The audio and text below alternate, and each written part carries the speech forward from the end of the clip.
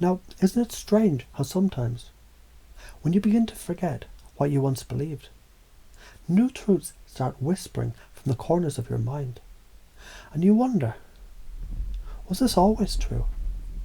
Or did I just remember who I was before I forgot? Maybe it's easier than you ever expected, because what if learning to believe what transformed you can be as simple as remembering the truth that's been waiting all along? Like the story of a seed, a tiny, quiet seed buried beneath the weight of doubt, told by the world, you're small, you're limited, you can't grow here. But that seed, it doesn't debate, it doesn't resist, it just absorbs light, drinks possibility, and becomes a forest. So what if you could, right now, allow those old limitations to compost into fuel? Because even fear, when reframed, becomes preparation. Even confusion, when accepted, becomes depth.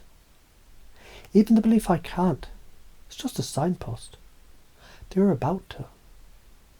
You see, when the mind hears a story, the unconscious listens differently. It rearranges, it restructures. And I don't know when you'll start noticing the changes.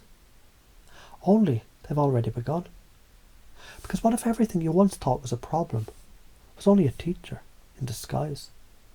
And perhaps failure was never final, but simply feedback whispering, next time, go left instead. Because you weren't wrong, you were just early. And you weren't lost, you were collecting data. Every emotion, every mistake, every moment you doubted was rehearsal for something greater than they told you to expect. Now imagine, every belief you choose now chooses the world you walk into, and curiosity becomes the compass, and energy becomes the key, and presence becomes the power that people can't explain, but they feel, even before you say a word. Because charisma, it's just certainty with a smile. It's owning your energy so completely, others borrow it just to remember themselves. What's more powerful than a person who no longer needs permission to be who they already are? Now listen closely, because there's a paradox here. The less you try to change yourself, the more the old you crumbles. As the truth unfolds like a flower blooming at midnight. They say you can't rewire the mind so fast. That's just a belief.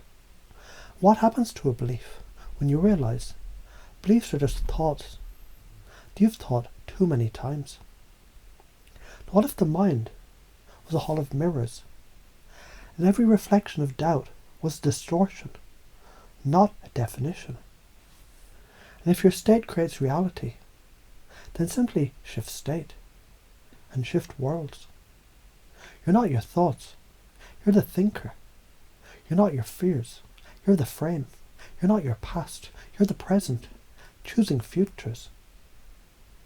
And you're always enough, not because you proved it, because you stopped trying to. And here's the fun part. When you stop resisting emotion, it dissolves. When you stop chasing love, it arrives.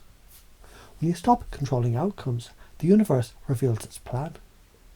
So go ahead and remember now, the strongest frame always wins.